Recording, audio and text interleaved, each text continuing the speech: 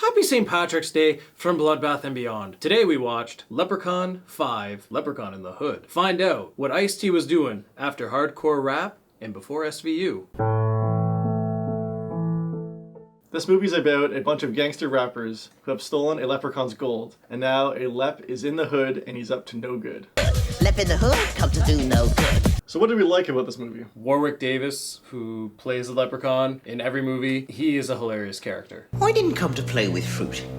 I only seek me magic flute. I really like that Ice-T was in this movie, but I kept seeing Law and Order. I kept imagining he's gonna bust out a badge. And I did like that he had a baseball bat stored in his afro at the beginning. I liked the zombie fly girls' sweet gold booties. I liked the hilarious grandma the one guy had. Now I'm gonna feed you on account of your little hands is all knotted up and you can't hold these here utensils. So now it's time for our favorite kills. My favorite kill was the Reverend. So the Reverend's in the church. The Leprechaun summoned a zombie fly girl. He pulls off her glasses and knows something's up. He opens up his shirt. Leprechaun's hand just comes through and there's just a bunch of blood and guts and shit all over and he's just cracking up. My favorite death is Mac Daddy's bartender, and he's got the rap music blaring and the Leprechaun's just like... Rap, as in, I'm gonna take this and wrap it around your scrawny little ugly ass!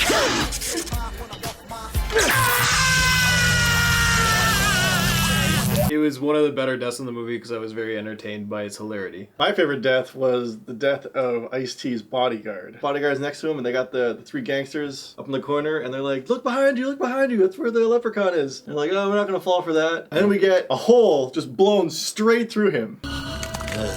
So what didn't we like about this movie? There were so many just very long scenes. There was two other notable times where there was long takes. The first one, when the three of them are walking down the alleyway talking, the shot's on for a good 2 minutes, and then they repeat the shot later on, and because this would have taken them probably a good 5 minutes for him to get there, they actually put cross dissolves over top of it to show him moving. This movie wasn't too bad until we got to the end. It just fades to black, and he's sitting there rapping, and that's how it ends. And the man of green come to do no good.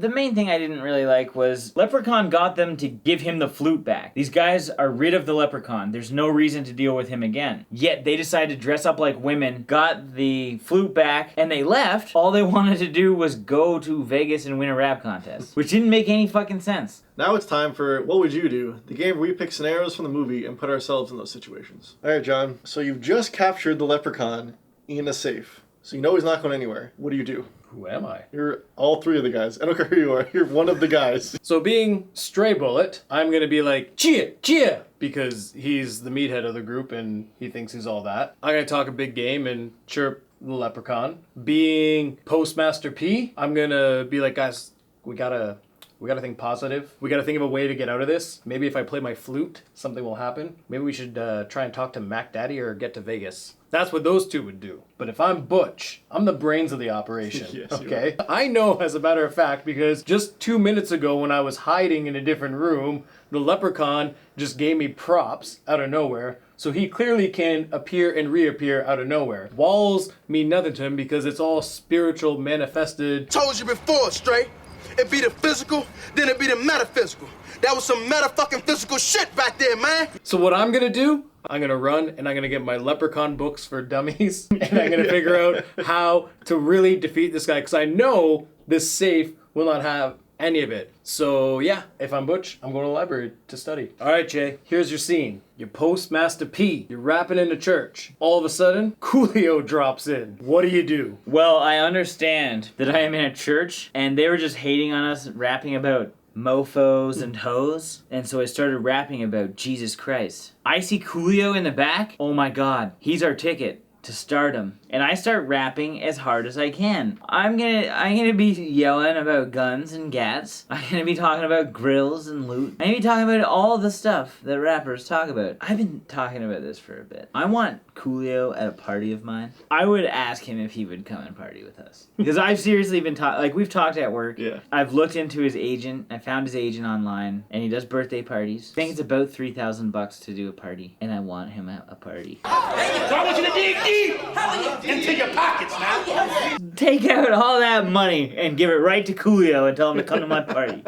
That's what I would do. I'd have a big ass awesome party with Coolio as the headliner. No, we're the headliners. He's opening for us.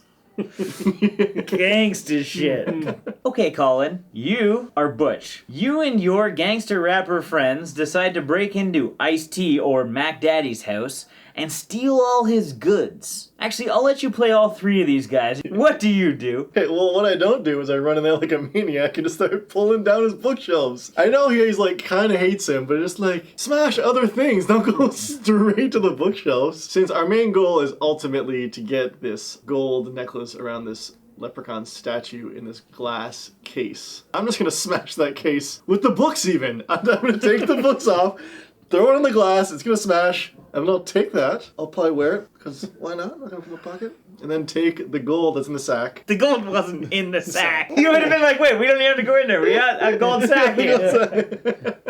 I guess I would just take the necklace and leave. You mean to tell me you wouldn't build your own bomb and place it on two parts of the clear glass case to blow it up? Like, I mean, I like to tinker, because it really is, at this point, he likes to use all the chemicals and likes to really get technical and everything, but this is smash and grab. So that's what we would do. Let us know what you would do in the comments below.